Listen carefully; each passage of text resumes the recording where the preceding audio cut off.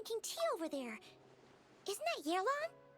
Oh, looks like she's having some kind of tea party with friends. We're just in time. Aren't we gonna go say hi? Well, Officer Edler, after all that work, I think we've got them this time. Might take a few days to wrap up things in the field. In the meantime, I think you've earned yourself a break. Much appreciated, Miss Yearlon. This case really took it out of me. 13 strongholds. One thieving weasel after another. We rounded up so many people, you almost start to hope a few were innocent, just to balance it out. I'm just glad we finally took down these crooks. Anyway, I'm gonna drop in on that old classmate of mine in Chaoying Village and reminisce about old times. Don't forget to take some tea and dim sum back to your friends at the Maison Gardiennage.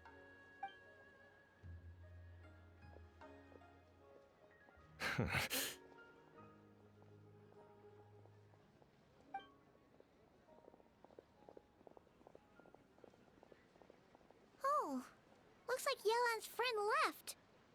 Paimon kinda wanted to meet her. Ah, another pleasant surprise.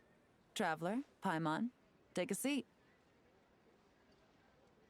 Excuse me, a pot of your finest Yunlai white tea if you would, and 2 more place settings.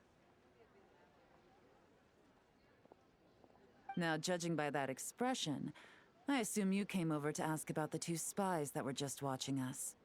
Ah! Spies? What spies?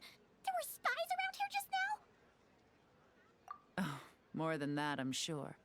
I bet they already sent someone to tail Officer Edler. Anything to foil our operation. Oh, so you're tracking down some criminals? They've got some nerve spying on you like that. Pretty bold if you ask Paimon. Well, those tend to be the kinds of cases that cross my desk. If I could leave it to someone else, I would. I could have been on vacation right now. Mora laundering, to the tune of 10 figures and counting. Laundry? What does that have to do with Mora? And who are these figures? There are 10 of them? In layman's terms, a certain merchant in Fontaine possesses a large amount of Mora obtained through illicit means. But it's easy to get caught when you're moving that kind of cash. So you cover your tracks, create a front to avoid detection, and what do you know? Your illegal Mora now looks completely legit. And this merchant's front of choice? Fine art and antique auctioneering. He buys goods from all over Tevat, brings them back to Fontaine, and rebrands them as pieces of fine art, driving up their price in the process. Then, when the items go to auction, he buys them up at their inflated price with his own illicit funds. And through this exchange, the proceeds he receives in return are clean. This process allows him to legitimize his illicit wealth. He even launders Mora for other criminals as well, a business which earned him the title, the Dark Financier. That's to be expected, I suppose. In Chenyu Vale, you can get your hands on exquisite antiques without breaking the bank. Tea sets, porcelain, jade, statues, all easily marketed as pieces of fine art. Liyue goods being used in illicit underground schemes poses a real threat to our trade standing in the long run. So, instead of getting to enjoy my long-awaited vacation in Fontaine, it's back to work for me.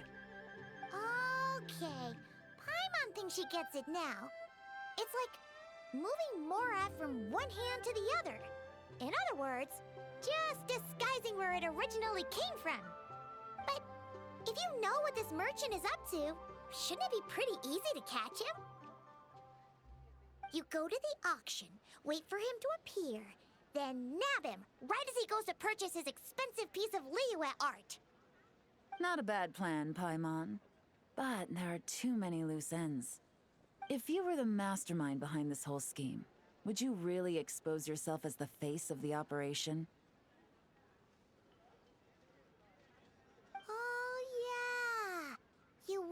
want to be seen doing the dirty work. He'd send someone else instead. Like, if Paimon was the bad guy, she'd send the Traveler. No, wait! Even if Paimon turned bad, the Traveler would never. Paimon would need, like, a group of minions or something.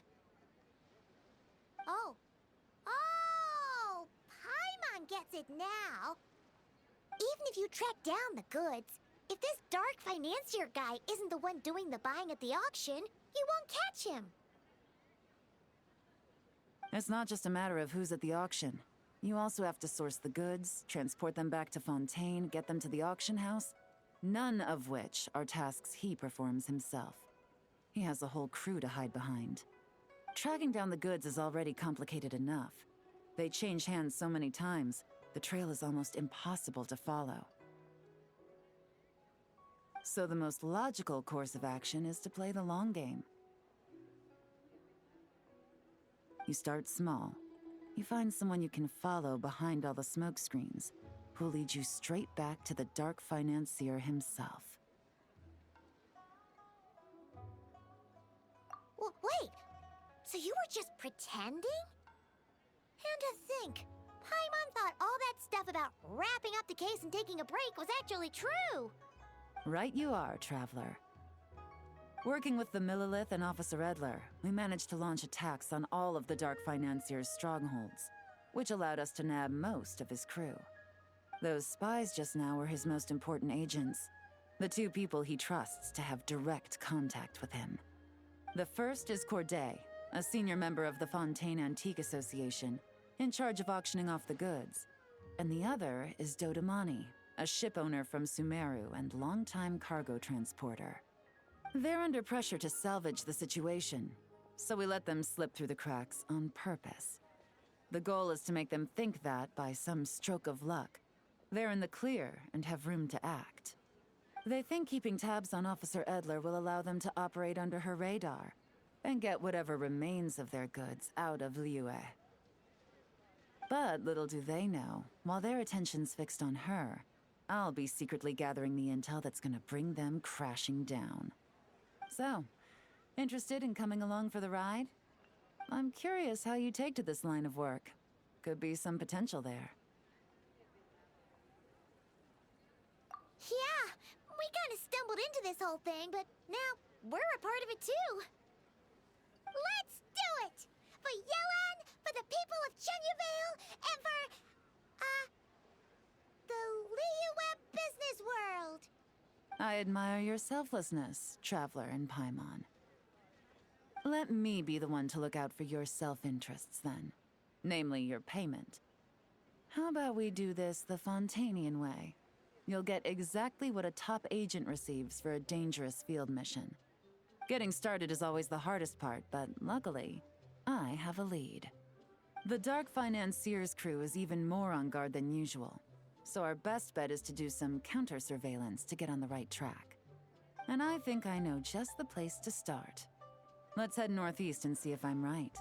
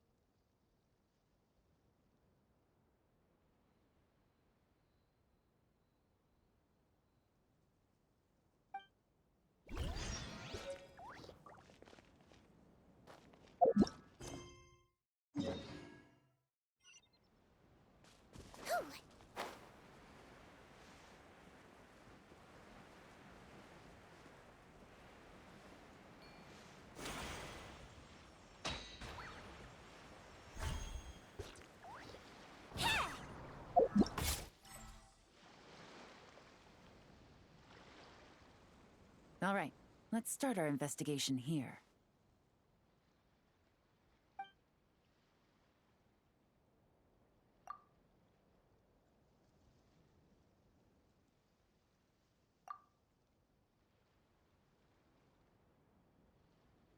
So, we can all agree this is just a normal stretch of wilderness, right? Paimon doesn't see any bad guys to nab around here. Well, it didn't take long for you to understand our role here, Traveler. Thinking like a top agent already. Impressive. Like I said, we need to start small. If we want to track down the man himself, our best bet is to start with his goods. So right now, finding his stock is our #1 priority. And to do that, locating his hidden stronghold is imperative. Which brings us to why we're here. Pretty good vantage point from up here, don't you think? Huh, guess so. Paimon can see the port of Elong Wharf, the boats in the distance, and some kind of tower. What's that for? It's a lighthouse. The Millilith use it to monitor the situation at sea. In addition, the flashing of the light can also serve as a means of communication. Oh, let's hear it. Not too far off at all, Traveler. The Millilith maintain an impeccable level of security in Shenyu Vale through consistent patrolling. This location offers a perfect vantage point to observe their lighthouse signals and deduce their patterns of behavior, which is a huge help if you need to move goods under the radar. So we should be able to find traces of the Dark Financier's scouts in this area. Oh, okay. Paimon doesn't quite follow, but she'll take your word for it. It's simple. Just take this forensic imaging device and investigate the surrounding area. As long as we're meticulous, I'm positive we'll find something.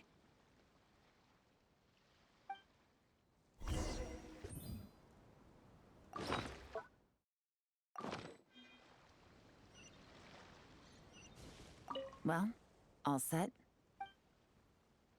Remember, an eye for detail is key. Clues are often hidden in plain sight.